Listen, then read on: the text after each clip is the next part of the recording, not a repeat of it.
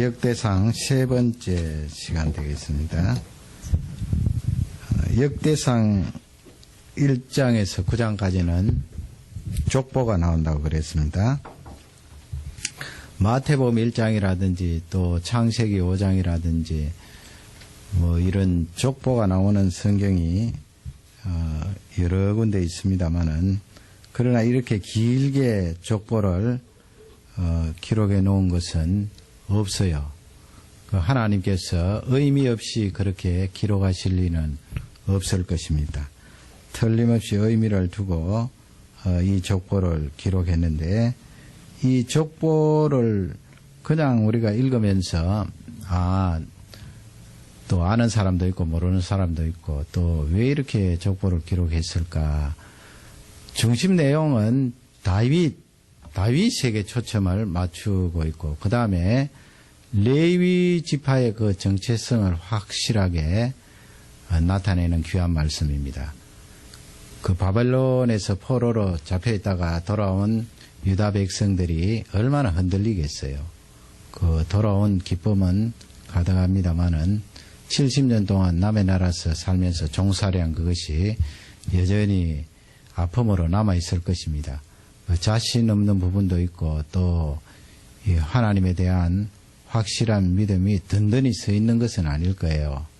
하나님께서 이렇게 기적을 일으켜서 귀환은 했습니다만, 그래서 그런 유다 백성들에게 하나님께서 이 족보 기록을 통하여 너희들이 도대체 누구인가, 나의 언약 속에 있었던 백성이고 지금도 여전히 하나님의 언약 안에 있다 하는 것을 알려주시고, 레위 지파가 왜 이렇게 두각을 나타내는가, 그것은 제사적 관점이라고 그랬잖아요. 이 역대기 상하가 그 제사적 관점이라는 것은 거기에 용서와 또 하나님과 화해하는 그런 측면이기 때문에 이 레위 지파가 아주 강조되고 있습니다.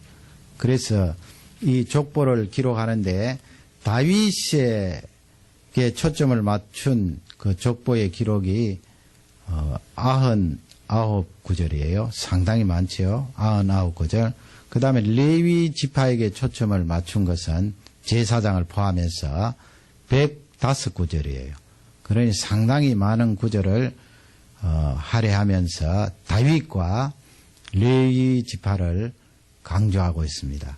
그러면 이 족보를 읽을 때 그냥 누가 누구를 낳고 누가 누구를 낳고 그냥 쭉 이렇게 서술을 하는구나, 그렇게 생각할 수 있는데 9장까지 보면은 그렇지 않아요. 거기에 구조가 있어요. 어렵게 생각하지 말고 그 구조를 우리가 염두에 두고 말씀을 읽으면 훨씬 더 재미가 있고 의미가 깊은 것을 볼 수가 있습니다. 어떤 구조가 있는가 하면, 예를 들면 수직적 구조예요. 버티컬이라 그러죠. 수직적 구조. 그러니까 그냥 쫙 밑으로 내려오면서 아담이 셋을 낳고 셋이 에노스를 낳고 이렇게 딱딱 바로 밑에 아들 또 혹은 손자 이렇게 쫙 이렇게 기록해 내려가는 수직적 구조가 있고, 그 다음에 호리존털이라 그래서 수평적 구조예요. 그 예를 들면은 노아의 아들 가운데 세 사람이 있잖아요. 셈, 함, 야벳. 그렇게 셈, 함, 야벳 쭉 수직적으로 내려가는 것이 아니고 갑자기 셈, 함, 야벳이 등장하여서 또 셈이 누구를 낳고 그 아들이 또 누구를 낳고 이렇게 수평적으로 나가는 것이 있고, 그 다음에 이야기식이 있어요. 지금 이 역대기 상 1장에서 9장 사이에 보면 설명을 한다는 거예요. 족보를 쭉 누가 누구를 낳고 쭉 이야기하다가 그 다음에 거기에 대한 부연 설명이 있습니다.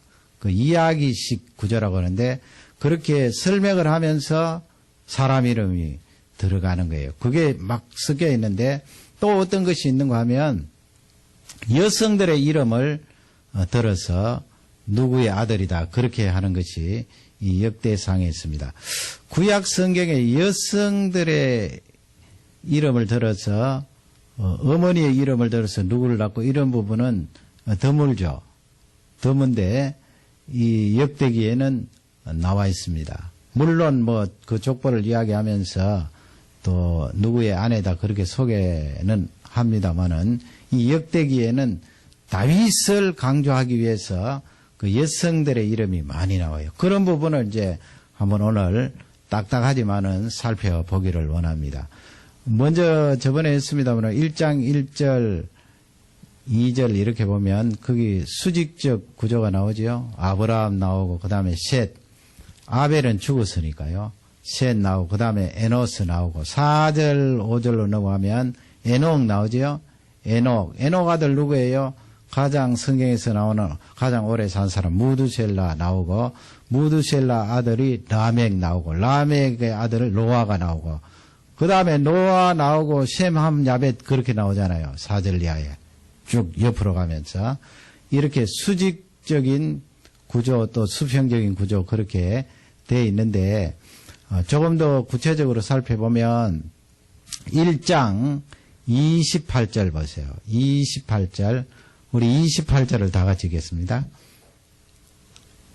1장 28절입니다. 다 같이 읽겠습니다.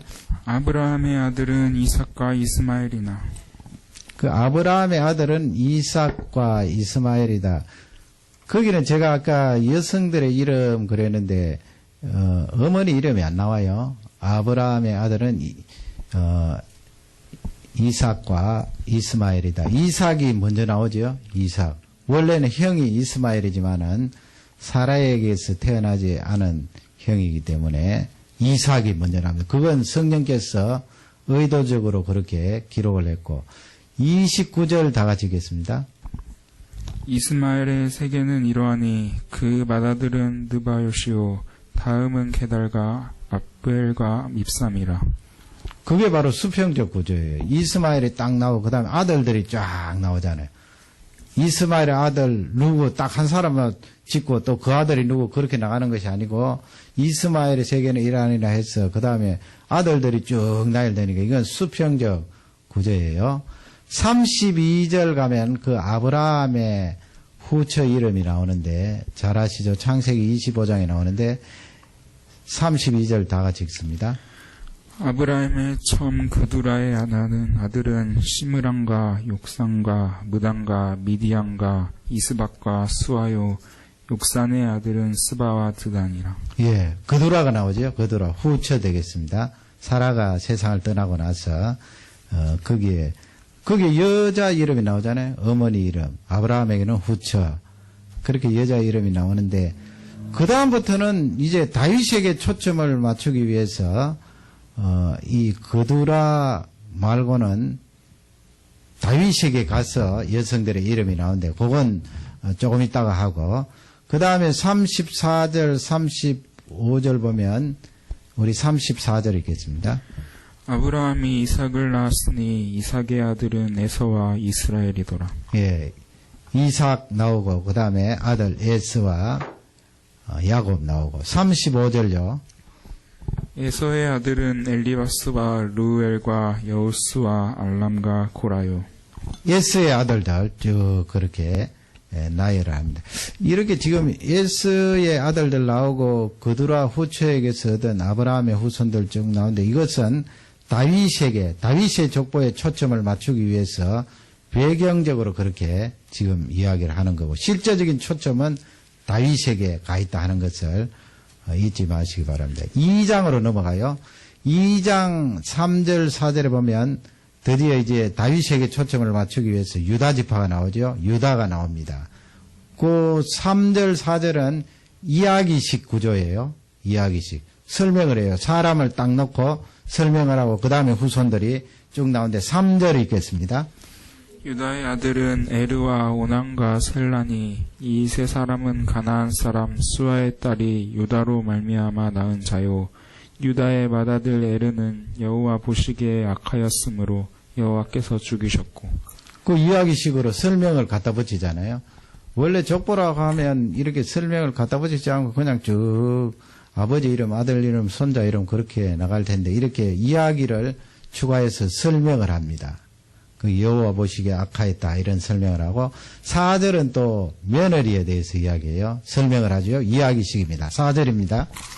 유다의 며느리 다말이 유다로 말미암아 베레스와 세라를 낳았으니 유다의 아들이 모두 5이더라. 베레스와 세라가 어떻게 태어났는가?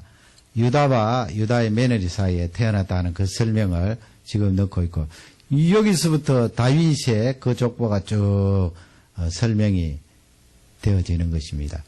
그러니 지금까지 우리가 살펴본 거 보면 이야기식 나왔고, 수평적 구조 나왔고, 수직적 그런 구조가 나왔습니다. 이렇게 설명을 한 뒤에 그 다음에 3장으로 넘어가 보겠습니다. 3장 1절 다 같이 읽겠습니다. 3장 1절입니다. 다윗이 헤브론에서 낳은 아들들이 이러하니 맏아들은 암논이라 이스라엘 여인 아히노암의 소생이요 둘째는 다니엘이라 갈멜 여인 아비가일의 소행이요. 거기 보면은 아까 제가 말씀드렸잖아요. 이 역대상 1장에서 9장 사이에 여자들의 이름은 앞쪽에 거두라가 나오고, 지금 3장으로 넘어가서 3장 1절 이하에 보면 다윗의 아내들 쭉 나오는데, 다윗의 아들은 누구더라 그렇게 설명하지 않고 다윗의 아내로 해서 여성들의 이름이 거기에 쭉 나열합니다. 다윗의 처가 몇 명 되었을까요? 거기 6번째 하고 나중에 보면은 바수아라는 그런 이름이 나오죠. 바수아. 그게 바로 바세바입니다.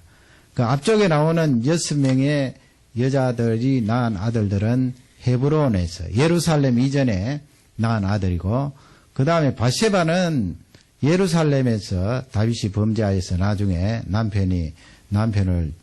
남편은 죽고 그 바세바를 아내로 취하였잖아요. 거기서 태어난 아들이 바로 솔로몬인데, 예루살렘에서 태어난 솔로몬 말고 다른 형제들이 여러 명 된다 하는 것을 거기에 5절, 6절, 7절 내려가면서 쭉 설명하고 있습니다.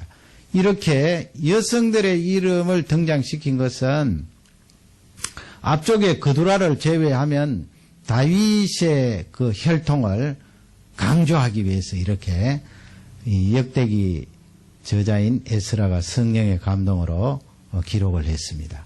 다윗의 그 족보를 강조하는 거지요. 그 정통성을 유다 백성들에게 알리고 그들이 언약의 백성임을 다시 한번 확인할 수 있도록 그렇게 다윗의 족보를 강조를 하고 있습니다. 그 다음에 6장으로 넘어가면 그 6장에는 레위 지파의 족보가 쭉 등장합니다.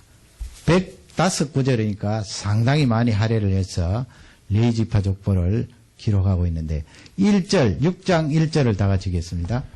레위의 아들들은 게르솜과 그압과 무라리요. 게르솜 나오고 레위의 아들들입니다. 게르솜, 그핫, 무라리입니다. 거기 읽어보면 모세가 또 아론이 누구의 아들인가 그걸 알 수 있어요. 그러니까 거기서 말씀하는 것은 그 조상이 누구인가 레위 지파 되는데 레위 지파 가운데 그핫의 후손이에요. 모세와 아론. 거기 쭉 6장 이하로 읽어보면 사무엘은 누구의 후손일까요? 레위의 세 아들 가운데 그핫의 후손이에요. 그러니 이 족보를 자세히 읽어보고 그냥 덤성 읽지 말고 연필을 가지고 줄을 쳐가면서 읽으면 우리가 아는 인물들 그 거슬러 올라가서 다 알 수 있거든요. 이렇게 이 레위 족보를 강조하면서 거기에 게르솜, 그핫, 무라리 이렇게 하면서 2절로 내려가면 다시 그 레위의 아들들을 풀어서 설명을 하고 있잖아요.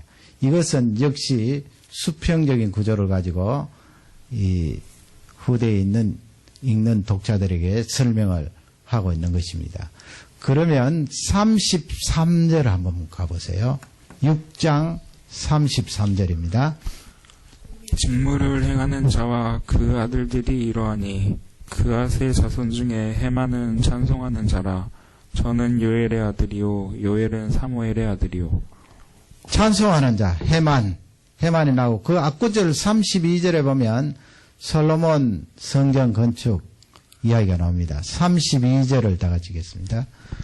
솔로몬이 예루살렘에서 여호와의 전을 세울 때까지 저희가 회막 앞에서 찬송하는 일을 행하되 그 반열대로 직무를 행하였더라.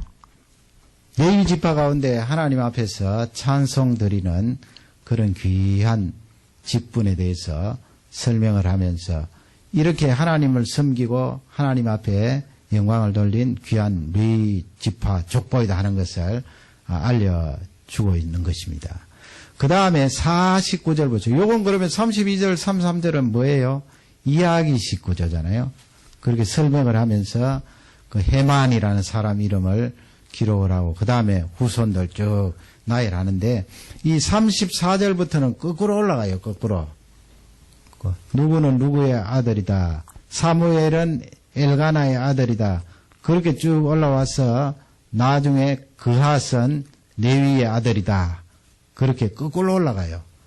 그러니까 거꾸로 올라갔다 내려갔다 이거 다 수직적 구조인데 레위 지파의 그 위상을 강조하고 있는 것입니다.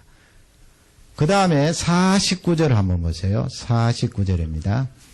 아론과 그 자손들은 번제단과 향단 위에 분향하며 제사를 드리며 지성소의 모든 일을 하여 하나님의 종 모세의 모든 명대로 이스라엘을 위하여 속죄하니. 아론과 그 후손들 나오잖아요. 그것도 이야기식으로 아론은 그러면 누구의 후손일까요? 레위의 후손이고 레위의 세 아들 가운데 누구의 후손입니까? 아까 이야기했죠. 모세의 형이니까 그핫의 후손입니다. 그렇게 연결이 돼요. 지금 이야기식으로 아론 대제사장의 그 족보에 대해서 쭉 나열을 하는데 50절 다 같이 읽습니다. 아론의 자손들은 이러하니라. 그 아들은 엘르아살이요 그 아들은 비느하스요 그 아들은 아비수아요. 아론의 아들들 쭉 그거는 밑으로 쭉 내려가죠. 엘르아살하고 쭉 그렇게 수직으로 내려가고 있는 것입니다. 이렇게 이 1장에서 9장 사이 이 족보가 다윗을 강조하고 레위 지파를 강조해서 돌아온 유다 백성들이 하나님의 언약 속에 다시 회복하도록 그렇게 하셨고 이렇게 레위 지파를 강조하고 그들의 위상에 대해서 확실하게 알려주는 것은 무엇을 암시하고 있습니까? 유다 백성들이 다시 예루살렘에 돌아와서 하나님께 예배 드리는 그것이 회복되면 그 회복이 완전한 회복이라는 것입니다. 우리가 이 세상을 살아가면서 아무리 흔들리고 고통스럽고 힘든 일들이 있다 해도 이 두 가지만 붙들고 있으면 되잖아요. 하나님이 나에게 주신 언약, 하나님이 나에게 주신 말씀, 그리고 예배가 지속되면 우리는 절대로 흔들릴 필요가 없고 고통 중에 들어갈 필요가 없습니다. 하나님이 그 언약 중에 우리와 함께 하시고 그 말씀 중에 우리를 사랑하시며 거기에 대한 반응으로 하나님 앞에 우리가 예배를 드리면 하나님께서 그 예배를 받지 않으실 리가 없습니다. 우리의 예배를 받으시고 은혜를 다해 주시고 큰 축복으로 채워주십니다. 아무리 바벨론에 가서 고생을 많이 하고 지금 예루살렘이 황폐화되고 성전을 건축해도 초라하고 보잘것없지만은 하나님께서 이 두 가지를 붙든 백성들을 버리지 않고 영원토록 함께 하신다는 약속의 말씀이고 또 이 언약과 예배를 통하여 장차 예수 그리스도께서 이 유다 백성들 가운데 오셔서 우리 인류를 구원해 주시고 하나님 앞에 구원을 받을 수 있도록 은혜를 다해 주신 것입니다. 오늘 저녁에도 붙들어야 될 것은 하나님이 나에게 주신 언약입니다. 그 언약은 다윗의 조상 아브라함에게서부터 출발하고 더 올라가면 노아에게 있고 더 올라가면 에녹에게 있고 더 올라가면 에노스에게 있고 에노스가 여호와 하나님의 이름을 불렀잖아요. 그리고 셋에게 있고 더 올라가면 아담에게 있습니다. 아담이 범죄하고 타락했을 때 창세기 3장 15절에 너의 후손은 뱀과 원수가 되겠다 하지만은 이 여자의 후손이 뱀의 머리를 상하게 할 것이라 말씀하셔서 우리에게 언약의 말씀을 주셨잖아요. 장차 메시아가 이 세상에 오셔서 우리를 건져주실 것이다. 우리는 그 언약의 말씀을 아담 이후로부터 계속해서 내려왔는데 그 말씀을 붙들고 오늘도 예수 그리스도 앞에 나아갈 수가 있는 것입니다. 그러기에 우리는 하나님을 예배할 수 있는 거지요. 이 레위 지파 예배를 집례하고 성전에서 봉사하는 제사장들과 레위 지파처럼 하나님을 섬기고 찬양할 수 있게 되는 것입니다. 이날 저녁도 이 언약과 예배를 붙들어서 우리가 현실 가운데 흔들림 없이 하나님을 바라보는 귀한 시간이 되기를 주님의 이름으로 축원합니다.